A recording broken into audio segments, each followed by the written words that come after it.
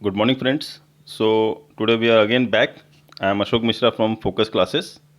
So again we are back with the Hindu paper. तो आज का पेपर है 17 मई का, सॉरी 18 मई का। और हम लोग इसमें शुरू करते हैं। एडिटोरियल पेज पे चलते हैं पहले। तो एडिटोरियल पेज में देखें आप, एक मिनट मैं एडिटोरियल पेज पे ले जाता हूँ आपको। देखिए, हम सारे टॉपिक्स तो पढ़ नहीं सकते, हमें कुछ लिमिटेशंस हैं हमारे। तो हम लोग देखते हैं कि कितना पढ़ सकते हैं, क्योंकि लिमिटेशन हमारा टाइम का भी है। ये देखिए, ये आ गया एडिटोरियल पेज, पेज नंबर 6 पे है। इसमें काफ़ी कुछ टॉपिक दिए हुए हैं, कुछ टॉपिक बहुत बड़े बड़े हैं तो उतना बड़ा टॉपिक ले नहीं सकता। तो ये एक छोटा सा टॉपिक है, farm farm gate in focus. हम इस टॉपिक को ले लेते हैं और जितना 15-20 मिनट में पढ़ा सकता हूँ वो मैं देखता हूँ, कोशिश करता हूँ। एटलीस्ट मैं फर्स्ट पैराग्राफ तो ज़रूर पढ़ा दूंगा। देखिए, हमें वैसे भी यहाँ पे न्यूज़ नहीं पढ़ना है, हमें इंग्लिश सीखना है, राइट। तो इंग्लिश सीखने के लिए अगर हम 1-1.5 पैराग्राफ भी, मतलब अगर हम ये 15-20 लाइन भी अगर हम डेली इतना पढ़ते हैं और अच्छे से समझ के पढ़ते हैं, तो मुझे लगता है कि आपके अंडरस्टैंडिंग लेवल इतना बढ़ जाएगा कि आप बाकी सब चीज़ें पढ़ेंगे तो भी समझ में आएगा किस सेंस में और कैसे बोला जाता है, पेपर की लैंग्वेज क्या होती है, राइट। और ये सेम लैंग्वेज आपको एग्जाम्स में मिलता है। They start with the things, हम लोग शुरू करते हैं, राइट। सो थोड़ा बड़ा कर देता हूँ ताकि आपको अच्छे से दिखाई दे। I think now it's clear, आपको दिखाई दे रहा होगा।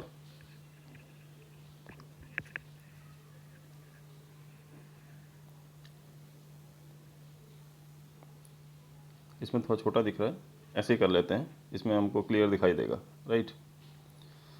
सो देखिए, हम पहला टॉपिक शुरू करते हैं। लिखा हुआ है farm gate in focus. Farm gate का मतलब होता है डायरेक्ट फ्रॉम द फार्म, मतलब द गेटवे टू फार्म। ये कह सकते हो कि डायरेक्टली किसान के पास है, जो फार्म प्रोड्यूस होता है वहाँ से, मतलब डायरेक्टली खेत से। फार्म गेट इन फोकस, तो फार्म गेट जो है बहुत फोकस में रहा है, लाइमलाइट में रहा है। ये एक मतलब हेडिंग देने के लिए हो गया, बाकी मीनिंग हम अंदर समझेंगे। फार्म गेट कैसे फोकस में रहा है, किस बारे में बात की जा रही है। तो मैं आपको थोड़ा बहुत एक आइडिया दे दूं कि जो हमारी फिनेंस मिनिस्टर हैं, उन्होंने काफ़ी कुछ अनाउंसमेंट किया था किसानों को लेकर के, खेती को लेकर के, वहाँ फार्म प्रोडक्ट्स को लेकर के, फार्म ऑर्गेनाइजेशंस को लेकर के, फार्म के जो रिलेटेड जितने भी कंपनीज हैं, सोसाइटीज़ हैं, उन सबको लेकर कुछ अनाउंसमेंट किया था, कुछ फंड अनाउंस किया था। तो मोस्ट प्रॉब्ली उसी के बारे में बात की जा रही है। तो फार्म गेट इन फोकस, जो फार्म गेट है, डायरेक्टली खेत से कोई चीज़ ले जाते हैं, उस चीज़ के लिए बहुत, मतलब वो चीज़ बहुत फोकस में रही है। तो देखें आप आगे क्या दिया हुआ है, move to amend the essential commodities act is fraught with risk. ये जो मूव है, मूव मतलब क्या हुआ, स्टेप। ये जो कदम उठाया गया है, मूव, ये जो मूव लिया गया है, मूवमेंट, मूव मतलब क्या होता है, मूवमेंट ही होता है, एक कदम। टू अमेंड, अमेंड मतलब क्या होता है, अमेंडमेंट सुना होगा, अमेंडमेंट मतलब क्या होता है, सुधार। जैसे अमेंडमेंट एक्ट सुना होगा, एक होता है एक्ट जो मतलब कॉन्स्टिट्यूशन में बनाया गया था, बाद में काफ़ी कुछ अमेंडमेंट होते रहते हैं उसमें, तो अमेंडमेंट एक्ट दिया जाता है, सब पार्ट्स बना दिया जाता है। तो अमेंड मतलब क्या होता है, सुधार करना, राइट। तो मूव टू अमेंड, ये जो कदम उठाया गया है टू अमेंड, सुधारने के लिए, द एसेंशियल कमोडिटीज़ एक्ट। जो एसेंशियल कमोडिटीज़ एक्ट मतलब क्या हो गया, जो मूलभूत ज़रूरतें, एसेंशियल मतलब मूलभूत ज़रूरतें वाली जो कमोडिटी हैं, जैसे कि ग्रेन्स, मेटल, या कोल, पेट्रोलियम, या वेजिटेबल्स, राइट, आटा, दाल, चीनी, जो भी होता है, ये सब जो कमोडिटीज़ हैं। एक्ट, एक्ट मतलब क्या होता है, ये जो नियम है। तो move to attend amend the essential commodity act is fraught with risk. Is fraught, यहाँ फ्रॉट का मतलब देखिए, अच्छा यहाँ पे जो वोकैब्स मैं पढ़ा रहा हूँ, वो वोकैब्स का भी आपको ध्यान देना है कि उन वोकैब्स को भी आपको लिख के रखना है। आप चाहें तो लिख के रख लीजिए, और धीरे धीरे आपको काफ़ी कुछ वर्ड्स आपको जो है, आपकी वोकैबलरी काफ़ी स्ट्रांग हो जाएगी, तो कहीं पढ़ेंगे तो आपको समझ में आएगा। तो फ्रॉड का मतलब होता है कि फिल्ड विद समथिंग अनप्लेजेंट, मतलब राइट, मतलब अनप्रेजेंटली विथ रिस्क, मतलब भरा हुआ है। तो ये जो कदम उठाया गया है to amend the essential commodities act, ये जो कदम उठाया गया है कि एसेंशियल कमोडिटी जो नियम है उसको हम बदलाव करेंगे, उसमें अमेंडमेंट करेंगे। Is fraught with risk, is filled with risk. Fraught मतलब क्या हुआ, इज़ फिल्ड विथ अनप्रेजेंटली, मतलब बुरी तरह से, मतलब भरा हुआ है, किससे, रिस्क से भरा हुआ है, राइट। तो इज फ्रॉट विथ रिस्क। देखें आगे क्या दिया हुआ है, द सेंटर्स ऑब्जेक्टिव, जो सेंटर का, केंद्र का, केंद्र मतलब केंद्र सरकार का, ये पूरा नहीं लिखते कई बार, सेंटर्स गवर्नमेंट की बात नहीं करेंगे वो, लेकिन आपको समझना पड़ेगा किस सेंस में बोला जाता है। द सेंटर्स ऑब्जेक्टिव, ऑब्जेक्टिव मतलब क्या हुआ, aim. The centre's objective of using कोविड-19 क्राइसिस, किस चीज़ का ऑब्जेक्टिव है उनका? द सेंटर्स ऑब्जेक्टिव, सेंटर का जो एम है, जो गोल है, जो लक्ष्य है ऑफ यूज करने का द कोविड 19 क्राइसिस को to usher in an Aatmanirbhar Bharat. तो उशर मतलब क्या होता है? To guide. उशर का सेंस क्या आता है? Guide, right. To usher in an Aatmanirbhar Bharat. तो उशर मतलब क्या होता है? Guide in an Aatmanirbhar Bharat. ये जो the central objective using COVID 19 crisis to usher in an Aatmanirbhar Bharat, मतलब आत्मनिर्भर भारत बनाने के लिए जो गाइडेंस चाहिए उस चीज़ को यूज़ करने के लिए कोविड 19 क्राइसिस को यूज़ करा है।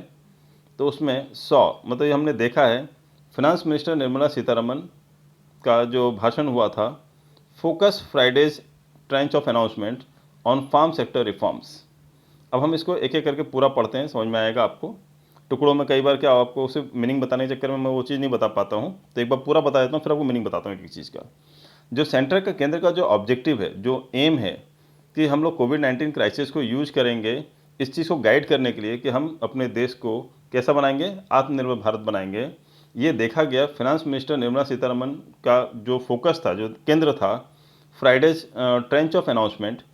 ट्रेंच का एक्चुअल मतलब होता है कि part of something, a portion of something, खासतौर पर पैसे के लिए बात की जाती है। ट्रेंच ऑफ अनाउंसमेंट, जो कुछ पैसे की जो बात की उन्होंने कि कुछ हिस्सा जो हम लोग फार्म को देंगे, उस अनाउंसमेंट में देखा गया on farm sector reforms. Farm sector reforms मतलब जो कृषि सेक्टर है, कृषि जो सेक्टर है उसके रिफॉर्म के लिए, उसके उसमें मतलब बदलाव के लिए, उसमें अच्छे प्रोग्रेस के लिए। तो उसके लिए उन्होंने कुछ ट्रेंच मतलब कुछ अमाउंट ऑफ मनी जो है वो उन्होंने अनाउंस किया था, राइट। तो यही कह रहे हैं कि जो सेंटर का जो ऑब्जेक्टिव है कि कोविड 19 क्राइसिस को लेकर के हम ऐसा गाइड करें लोगों को कि हम लोग आत्मनिर्भर भारत बनाएं। इसीलिए फिनांस मिनिस्टर निर्मला सीतारमन ने जो फ्राइडे को जो अनाउंसमेंट किया था फार्म सेक्टर रिफॉर्म्स में, उसमें कुछ मनी जो है उसके लिए दिया गया है, फार्म सेक्टर रिफॉर्म्स के लिए, right. Now the centre piece was, यहाँ जो सेंटर पीस था, सेंटर पीस का सेंस क्या हुआ? मुख्य आप कह सकते हो कि अटेंशन वाला केंद्र, मतलब the issue which was like the main focus of attention जो था वो था was a 1 lakh crore fund. क्या था मुख्य केंद्र? क्या था? The centre piece was a 1 lakh crore fund, 1 lakh crore का fund to finance agriculture infrastructure projects. कि 1 लाख करोड़ का फंड जो है किसके लिए है? ये फाइनेंस किया जाएगा किसको? एग्रीकल्चर इंफ्रास्ट्रक्चर प्रोजेक्ट्स के लिए एट द फार्म गेट, मतलब डायरेक्ट किसानों के खेत तक, मतलब वहाँ पे जो इंफ्रास्ट्रक्चर प्रोजेक्ट्स हैं उनको दिया जाएगा, उनको लाभ दिया जाएगा इस चीज़ का। 1 लाख करोड़ का जो फंड है उसमें से कुछ हिस्सा उनको दिया जाएगा। एंड प्रोड्यूस एग्रीगेशन पॉइंट्स, और एग्रीगेशन पॉइंट्स बनाए जाएंगे। तो यहाँ पे कुछ वर्ड्स हैं जो आपको समझना बहुत ज़रूरी है ताकि आपको चीज़ें और ज़्यादा क्लियरली समझ में आए। तो इसमें पहला जो पार्ट है वो ये है कि द सेंटर पीस। तो सेंटर पीस का मतलब क्या हो गया? मुख्य केंद्र, जो अट्रैक्शन का केंद्र था। क्या था कि 1 लाख करोड़ फंड की बात की गई थी। ये कोई नॉमिनल बात नहीं है, नॉर्मल बात नहीं है ना। To finance agriculture infrastructure projects. अच्छा, एग्रीकल्चर इंफ्रास्ट्रक्चर प्रोजेक्ट्स क्या होते हैं? एग्रीकल्चर इंफ्रास्ट्रक्चर का मतलब क्या होता है? जैसे ट्रांसपोर्टेशन सिस्टम हो गया, इलेक्ट्रिसिटी हो गया, फार्म इक्विपमेंट्स हो गए, जो खेती में जो इक्विपमेंट्स यूज होते हैं वो हो गए, जो मशीनरी हो गई, थ्रेसर्स एंड ऑल डैट, वो सब की जो बात करते हैं वो इंफ्रास्ट्रक्चर प्रोजेक्ट्स होता है। तो उसके लिए जैसे लोन वोन देना, वो सब के लिए 1 लाख करोड़ फंड में से कुछ यूज़ किया जाएगा। तो फाइनेंस एग्रीकल्चर इंफ्रास्ट्रक्चर प्रोजेक्ट्स के लिए यूज़ किया जाएगा at the farm gate. At the farm gate मतलब डायरेक्ट खेती, मतलब किसानों तक, जो खेत से डायरेक्ट होगा, मतलब ये बीच में मीडिएटर्स वगैरह नहीं रह जाएंगे अब यहाँ पे। एंड प्रोड्यूस एग्रीगेशन पॉइंट्स, और उन्होंने जोड़ दिया, किस चीज़ पे फोकस किया उन्होंने? To produce aggregation point. Aggregation point मतलब क्या हुआ कि जितने भी क्लस्टर ऑफ थिंग्स हैं जो इधर उधर चीज़ें इर्द गिर्द घूमती हैं एग्रीकल्चर के आसपास, उन सबको एक साथ लाया जाएगा। एग्रीगेशन पॉइंट बनाया, सबको एक साथ लाया जाएगा और वहीं से सब कुछ होगा, राइट।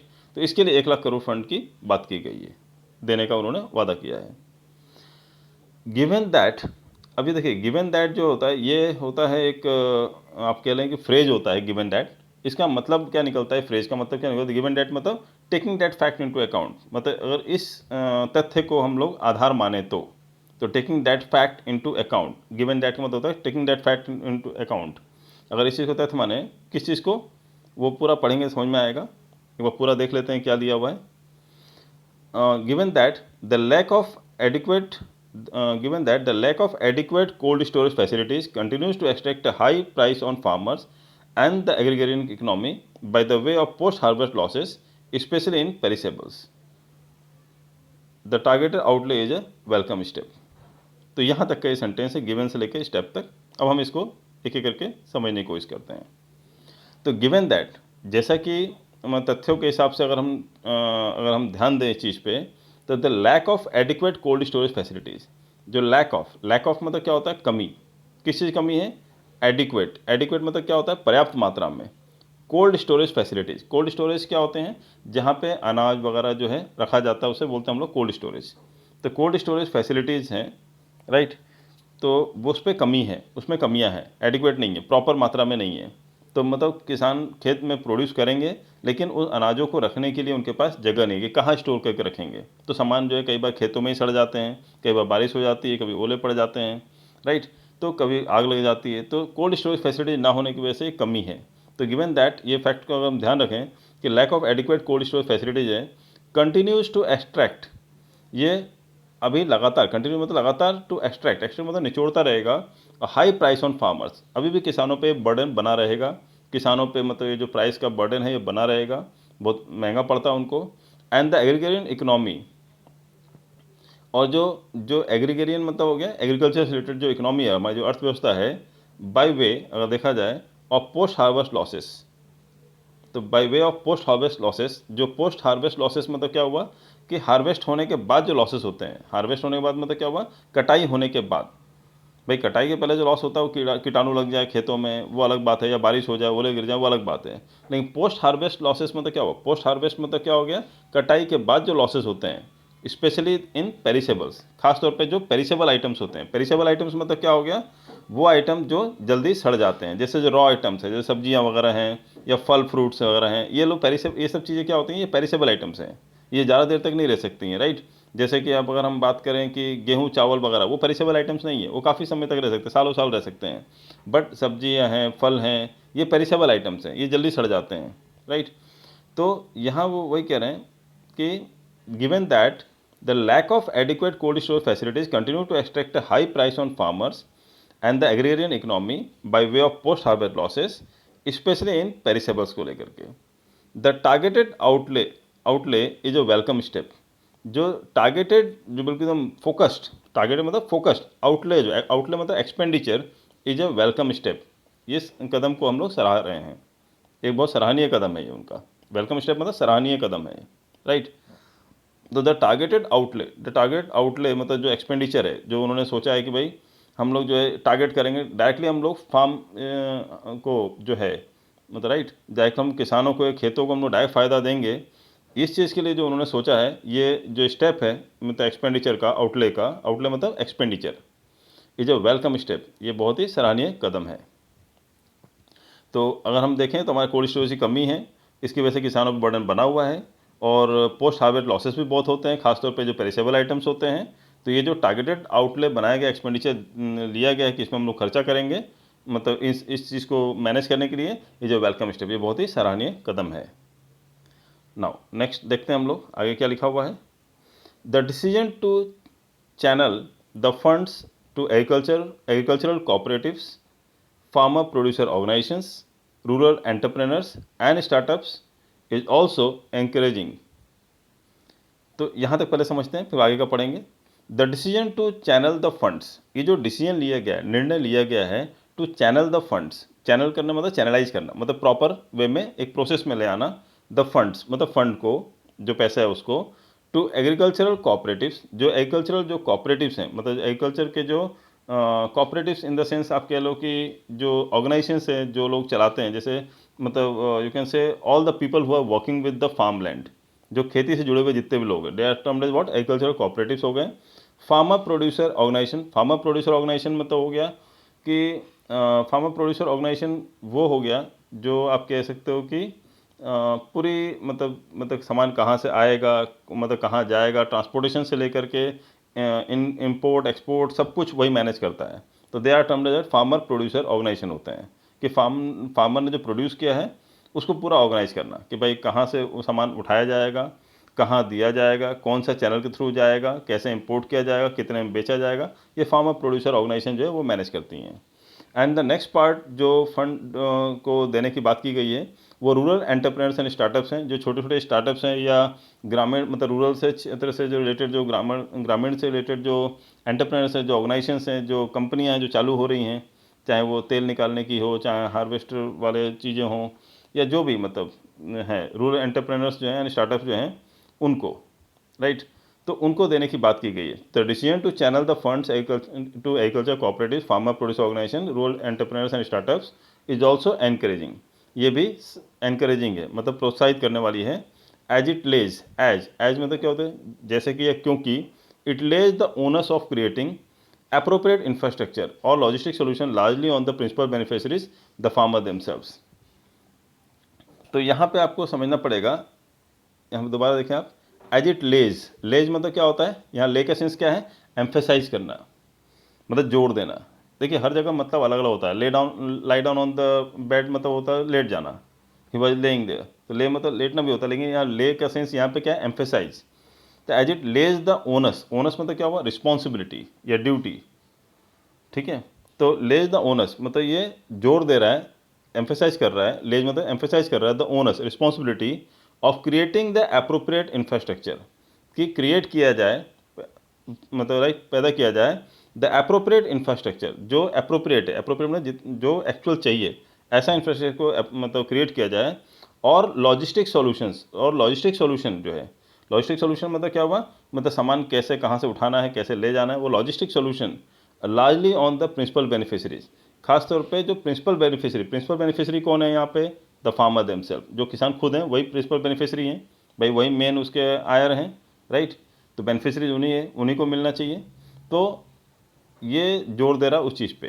तो अब हम पूरा देखते हैं यहाँ से पूरा क्या कहना चाहते हैं। द डिसीजन यहाँ से देखते हैं, the decision to channel the funds to agriculture cooperative farmer producer organisations rural entrepreneurs and startups is also encouraging as it lays the onus of creating appropriate infrastructure or logistic solution largely on the principal beneficiaries, the farmer themselves। तो ये जो decision लिया गया है कि जो fund है उसको प्रॉपर चैनलाइज किया जाएगा, एग्रीकल्चर कोऑपरेटिव्स को दिया जाएगा, फार्मर प्रोड्यूसर ऑर्गेनाइजेशंस को दिया जाएगा, जो रूरल एंटरप्रेन्योर्स है और स्टार्टअप्स है उनको दिया जाएगा, ये भी बहुत सराहनीय है, क्योंकि ये जोड़ देगा उस रिस्पॉन्सिबिलिटी, उस ड्यूटी को, जो अप्रोप्रिएट इंफ्रास्ट्रक्चर पैदा करेंगे, लॉजिस्टिक सॉल्यूशन देंगे किसानों को। खास तौर पे इसका फ़ायदा किसको मिलेगा, बेनिफिशियरी कौन रहेंगे इसके, मेनली जो खुद किसान है वो खुद, the farmer themselves, right. Now moving for the यहाँ से देखें आप, the minister also unveiled, minister ने ये भी अनविल किया है और 10,000 करोड़ स्कीम, अनविल मतलब क्या हुआ, खुलासा करना, डिस्क्लोज करना। तो the minister also unveiled a 10,000 crore scheme, 10,000 crore के एक और स्कीम उन्होंने मतलब अनविल किया है, मतलब खुलासा किया है, to promote the formalisation of micro food enterprises. To promote मतलब प्रमोट करने के लिए, उसको और प्रोत्साहित करने के लिए, प्रमोट करने के लिए, द फॉर्मलाइजेशन ऑफ, फॉर्मलाइजेशन मतलब क्या हुआ, शेपिंग ऑफ, फॉर्मलाइजेशन के सेंस यहाँ पे क्या है, to give a defined shape या फॉर्म, राइट। तो shaping of a micro food enterprises, जो छोटे छोटे फूड एंटरप्राइजेज हैं, कंपनियां हैं, उनको फॉर्मलाइज करने के लिए, उनको एक प्रॉपर आकार देने के लिए उन्होंने 10,000 करोड़ का एक और जो है स्कीम जो है वो प्रमोट किया है उन्होंने। उनको प्रमोट करने के लिए, मतलब माइक्रो फूड एंटरप्राइजेस को प्रमोट करने के लिए उन्होंने एक और इसको प्रॉपर रूप देने के लिए 10,000 करोड़ का और जो है हेल्प करने की बात की है उन्होंने, राइट। सो नेक्स्ट देखते हैं, suggesting a cluster approach focused in different regions on signature produce, Ms. Sitharaman said the goal was to assist unorganized enterprises in scaling up food safety standards to earn the product certification and build brand value। यहाँ देखें आप इस चीज़ पे, suggesting a cluster approach, suggesting उन्होंने suggest किया अ cluster approach, cluster मतलब joint approach, कि मतलब जितने भी लोग हैं जुड़े हुए, किसानों से जुड़े हुए या खेती से जुड़े हुए लोग हैं, उनका एक ज्वाइंट अप्रोच होना चाहिए, क्लस्टर अप्रोच होना चाहिए। फोकस्ड, जो फोकस रहेगा मतलब बिल्कुल एकदम ध्येय रखेगा उस चीज़ पे, ध्यान रखेगा उस चीज़ पे, इन डिफरेंट रीजन्स, अलग अलग क्षेत्रों में, on signature produce. Signature produce मतलब क्या होता है, उन एजेंसी या उन रिप्रेजेंटेटिव्स पे जो रिस्पॉन्सिबिलिटी लेते हैं मतलब जो खेती के सामान है उनको बेचने का, तो वो सिग्नेचर प्रोड्यूस कहलाते हैं। तो suggesting a cluster approach, cluster approach मतलब joint approach focused in different regions on signature produce पे, क्योंकि अगर मान लीजिए अगर प्रॉपर टाइम पे नहीं बेच पाई एजेंसी लोग तो सामान जो है सड़ जाता है, राइट। अगर उनके पास प्रॉपर, आपके पास कह सकते हो कोल्ड स्टोरेज की फैसिलिटी नहीं है और खेतों में भी ज़्यादा दिन तक रख नहीं सकते हैं, तो हमें क्या चाहिए, तो एक सिग्नेचर प्रोड्यूस चाहिए। सिग्नेचर प्रोड्यूस मतलब एक एजेंसी चाहिए या एक ऐसे रिप्रेजेंटेटिव चाहिए जो रिस्पॉन्सिबिलिटी ले उन खेत के सामानों को, वो खेती वालों मतलब जो फार्मर्स के जो खेतों में जो हुआ है उस माल को बेचने की responsibility, they are termed as what, signature produce. तो suggesting cluster approach focus in different regions on signature produce, miss Sitharaman said, miss Sitharaman ने कहा the goal was to assist, ये जो इसका जो गोल था, उसका जो लक्ष्य था, वाज टू असिस्ट, असिस्ट मतलब क्या हुआ, हेल्प अनऑर्गेनाइज एंटरप्राइजेज, जो अनऑर्गेनाइज एंटरप्राइजेज है मतलब जो पूरा ऑर्गेनाइज तरीके से नहीं चलती हैं, अनऑर्गेनाइज एंटरप्राइजेज है मतलब प्रॉपर लीगल तरीके से नहीं चलती हैं, एक अनऑर्गेनाइज एंटरप्राइजेज हैं, कंपनियां हैं, इन स्केलिंग अप, उनको बढ़ाने के लिए, स्केल अप करना मतलब क्या होता है, बढ़ाने के लिए फूड सेफ्टी स्टैंडर्ड्स, कि फूड सेफ्टी जो स्टैंडर्ड्स हैं उसको और बढ़ाने के लिए, to earn the product certification and build brand value. तो मतलब मिस सीतारमन का जो एम था इसके पीछे कि सिग्नेचर प्रोड्यूस को मतलब जो है उस पर जोर दिया जाए क्लस्टर अप्रोच के थ्रू, तो उसका मेन एम यही था कि जो अनऑर्गेनाइज एंटरप्राइजेज हैं उसको स्केल अप किया जाए, बढ़ाया जाए, फूड सेफ्टी स्टैंडर्ड्स को मतलब जो to on food safety standards है उसको बढ़ाया जाए, to on the product certification, कि जो प्रोडक्ट है उसका सर्टिफिकेशन मतलब जो है ताकि हाँ यह प्रोडक्ट बहुत अच्छा है, ए क्वालिटी का है, राइट, इस टाइप से मतलब उसको मतलब उसको वो नाम मिले, एंड बिल्ड ब्रांड वैल्यू, और एक ब्रांड वैल्यू क्रिएट हो। क्योंकि अभी क्या होता है कि हम लोग जो है विदेश वाली चीज़ें ज़्यादा लेते हैं, जो इंपोर्ट करते हैं वो लेना पसंद करते हैं क्योंकि उसमें एक ब्रांड वैल्यू है। तो सीतारमन ने जो 10,000 करोड़ का जो ये बात की है कि एक मतलब माइक्रो फूड एंटरप्राइजेस को फॉर्मुलेट करने के लिए, प्रॉपर शेप देने के लिए, उन्होंने ये भी सजेस्ट किया है साथ में कि एक क्लस्टर जॉइंट अप्रोच चाहिए, फोकस बिल्कुल चीज़ पे अलग अलग एरिया में उन एजेंसियों पे जो इनके सामान को बेचते हैं। मिसेस सीतारमन ने कहा कि इसके पीछे हमारा जो मेन एम है वो ये है कि ऐसे अनऑर्गेनाइज एंटरप्राइजेस को असिस्ट करना, हेल्प करना, ताकि वो अपने आप को उठा सकें, ऊपर उठा सकें फूड सेफ्टी स्टैंडर्ड के मामले में, और वो ऐसा सर्टिफिकेशन मतलब इस प्रोडक्ट में ला सके कि हाँ भाई हम लोग बहुत अच्छी क्वालिटी का दे पा रहे हैं सामान, एंड बिल्ड ब्रांड वैल्यू, और अपने एक ब्रांड वैल्यू बना पाएँ ताकि हम लोग आत्मनिर्भर भारत बना पाएँ, राइट राइट, सेल्फ लैंड जो भारत है वो हम बना पाएँ। ये सेंस है इसका। आगे देखें हम लोग जो बात करते हैं, सॉरी, तो आगे अगर हम बात करें the package through the package though may be more beneficial in the longer terms, sorry,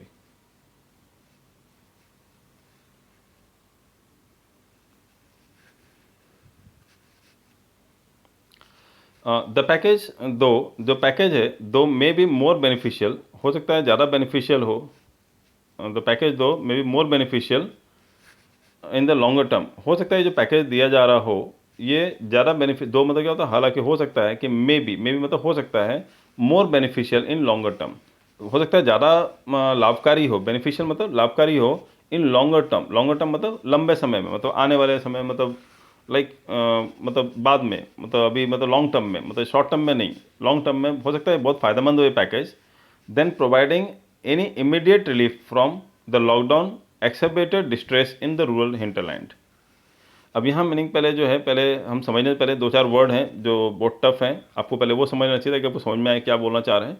the package though may be more beneficial हो सकता है इन लॉन्गर टर्म में, than providing an immediate relief, immediate relief मतलब क्या हुआ, तुरंत राहत नहीं मिल रहा उनको, रिलीफ का मतलब क्या होता है राहत, और इमीडिएट मतलब क्या होता है तुरंत, तुरंत राहत या उनको नहीं दिया जा रहा है, फ्रॉम द, किससे नहीं दिया जा रहा है, लॉकडाउन एक्सेबरेटेड डिस्ट्रेस, जो लॉकडाउन की वजह से एक्सेबरेटेड, एक्सेबरेटेड मतलब क्या हो गया, मतलब जो प्रॉब्लम है वो बहुत ही ख़राब हो चुकी है, और डिस्ट्रेस का मतलब क्या हुआ, जो बहुत डेंजर में है, मतलब गंभीर संकट में है, राइट।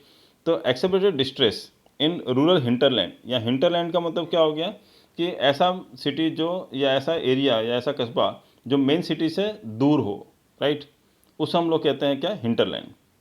अब यहाँ पे हम बात करें, अब देखेंगे समझ में आएगा आपको कि the package though may be more beneficial, हो सकता है ये जो पैकेज दिया जा रहा है 10,000 करोड़ का या 1 लाख करोड़ का जो पैकेज निर्मला सीतारमन जी हमारे जो फाइनेंस मिनिस्टर उन्होंने दिया है, मे बी मोर बेनिफिशियल, हो सकता है बहुत ही लाभकारी हो इन द लॉन्गर टर्म, मतलब लॉन्ग टर्म में, मतलब आगे आने वाले समय में, देन इसके विपरीत, किसके विपरीत, than providing any immediate relief, इसके रिलेटेड जो प्रोवाइडिंग एनी इमीडिएट रिलीफ, कि अभी हाल फिलहाल में कोई रिलीफ नहीं दे पा रहे हैं, ये पैकेज से बहुत ज़्यादा कोई आप बोल सकते हो कि रिलीफ नहीं मिल पा रहा है उनको फ़ायदा नहीं मिल पा रहा from the lockdown exacerbated distress in the rural hinterland.